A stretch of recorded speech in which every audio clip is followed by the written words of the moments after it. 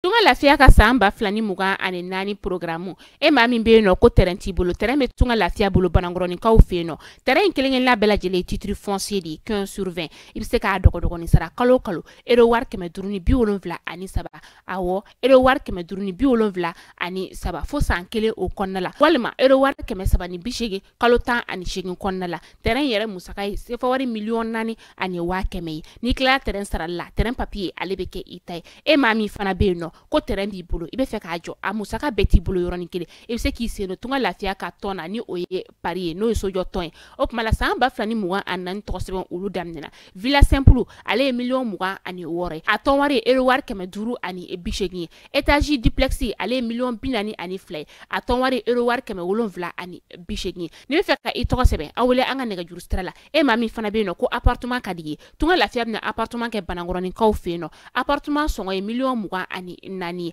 ibisa ale fana dogo ni sara ero war keme wolonvla ani mugan fo san nani o konnala awo san nani tunga lafiya nana tunga range ulu lafiya likama op mala anga nega juru sira ayo bamba 00223 72 18 42 47 walma 00336 41 94 03 80 tunga lafiya ka lagini femi malende munu sigleme jamana ko ka ubeka seka so kelengele soro ba maliba ali konnala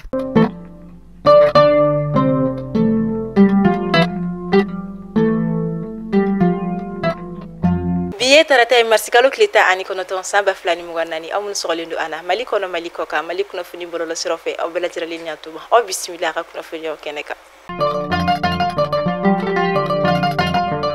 kunu ngotene marsikalo klita ani shiki anga jamana koronfe la kerenkrene la tomaktu region konna la hoklibi ya fonfe kasangani nega kayeta ani worote mele ko feni sanga biduru wakatu ye mugo jugudo ko ni willa mi kala sabe kan yoro sigi bako ko ni jawili kosobe ni bingani walen ko ni tara ka barkan mugo oluka bazi koro ko ni de segere ni anga jamana army de lel olu mawde ko ni ko nyini nendo akonna la ngame wakati mina ko sisa kuna funi ajonyo ko ni masoro ko inka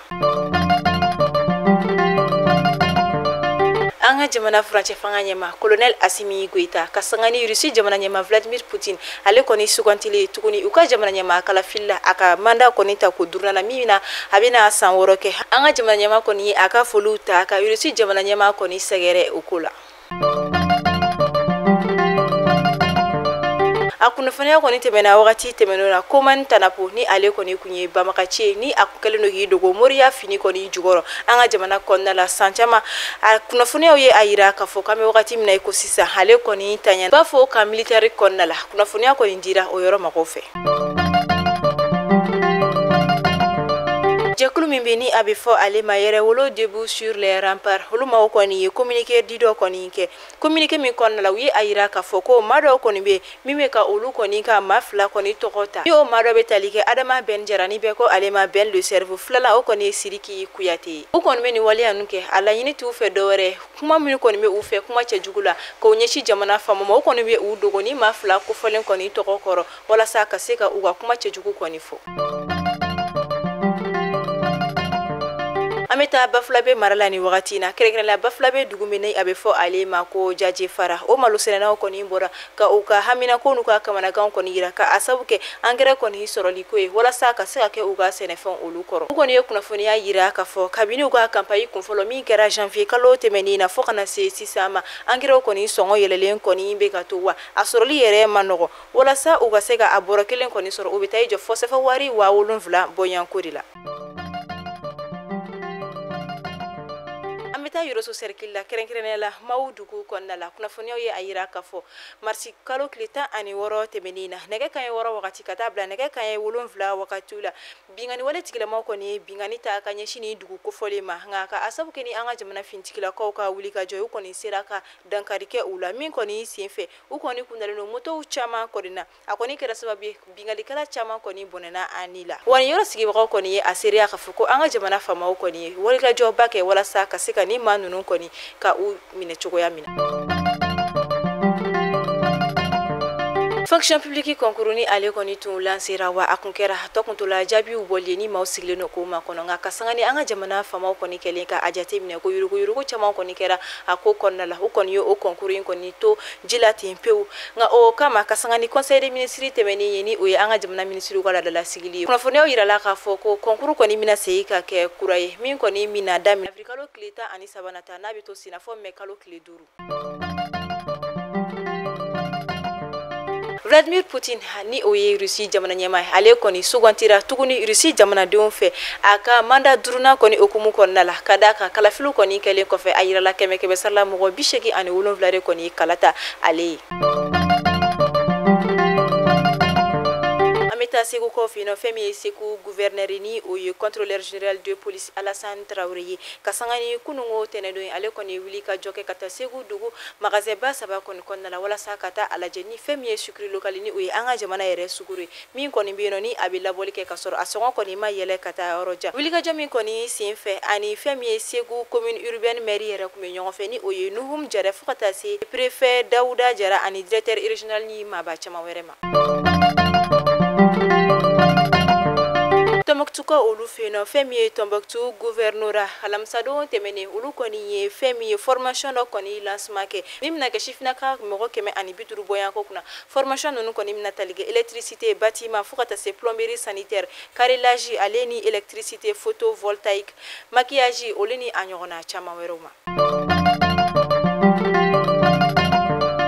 Temi n'ale tokobe malien den beda me domina ina fobi o de Tezuleka anana ndo malien do nga teni misi wasa ale kama koi okmala ngolodi mi bambali be e mogomina farikolo bedimi be e mogomina farikolo koni ale mogobe nina lafia anila wasadila Tezuleka de be seka okiye Tezuleka malien do ni lafia yorodi don koi Tezuleka asan ika galombonda ika seka adonga fo ko Tezuleka ale koni teto ulutikele ka fo konyenga tesa nye premier wuli ka deuxième wuli ko nga deuxième kale nyejera o te Tezuleka ede Tezuleka premier na deuxième bela jele nyede kele tibe klaka iyere soso ala tukuni no ya soro ko premier de te deuxième e mogo be a camion fa santala sa ibrahim nyagado ale ka nega jurusira Congo atari Congo fala ni kana to suguba o konnala nega jurusira 70 06 06 61 walma 65 65 65 97 walma tukuni 72 08 19 91 Tezuleka teuka lagari Tezuleka teuka mandi okma sansa ika galombone da Abdul Karim Kamara ni beko Alema Cabral Union des élèves étudiants du Mali ni abefoma UNEM o jekulu général kunye ali ni oye secrétaire général jekulu min tira ka association des élèves étudiants du Mali sigini abefoma ko AM kasangani ale katayali sambinani aninana nyana mayaluye kadaka ale koni fagala marsikalo klita ani wolonvla samba kile keme konoto ani bishiki kasangani o koni sanyelema seli anga jamana gouvernement mabachama kerenkerenela anga jamana ministre d'état ni oye Abdoulaye Maïgaye ani Golden yere ka la fasa ton koni jekulu ma chama koni ye usina bolike kataka femi lafiabu anga jamana kuminana konnala ni Cabral yere koni ka monima bino koni wulike kataka femi Cabral yere koni monima wala saka sekatani don ko folen koni nyana maya al nasro Cabral koni inindi e Golden koni ka aka la fasali kama ni jekulu folo koni chirani o unami ka ayam sigi ni wakati na ayam fana koni sigla nga amba fo alaka na Cabral ka saya koni ke fuyi e Golden koni ka ko defanina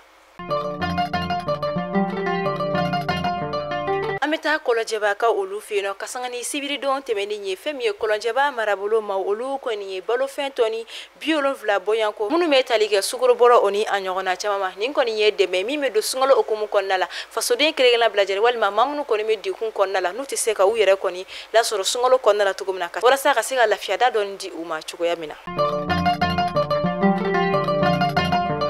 Amita Burkina jamana nyemani oye Ibrahim Traoré ale fana ye aka fulita aka nyashi Putin mani ale Vladimir Putin Russie jamana nyema akoni sugantila jamana nyema sigi kalafili konina aka mana durla okumu konnala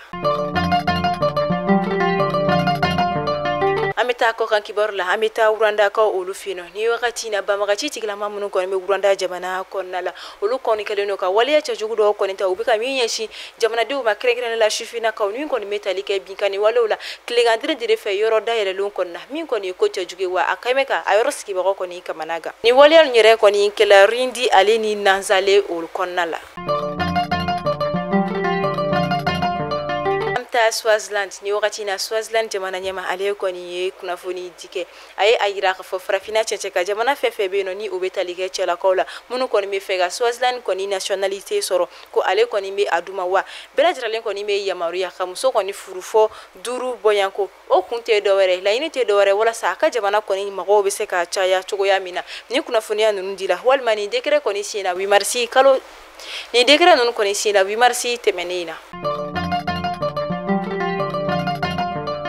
Ame bi kunnafoniyaw kuncɛ farikolo ɲɛnajɛ bina ko ka kɛrɛkɛrɛn la senfili ni bolofili ni ta ka pɛrɛn okumu kɔnɔna la Jeux africains taekwondo okumu kɔnɔna la fɛn min ye nin bɛna kɛ an ka jamana siɲɛ fɔlɔ ale kɔni ka se ka médaille kɔni sɔrɔ Jeux africains kɔni senfɛ fɛn min ye Siriman Balo ye ale kɔni ye 3e place kɔni sɔrɔ ni o ye médaille de bronze ye ale kɔni binnen kɔfɛ Nigeria jamana ɲɛkɔrɔ ale kɔni ye médaille de bronze sɔrɔ ni o ye jɔyɔrɔ 3nan ye ka don an ka jamana kɔnɔ.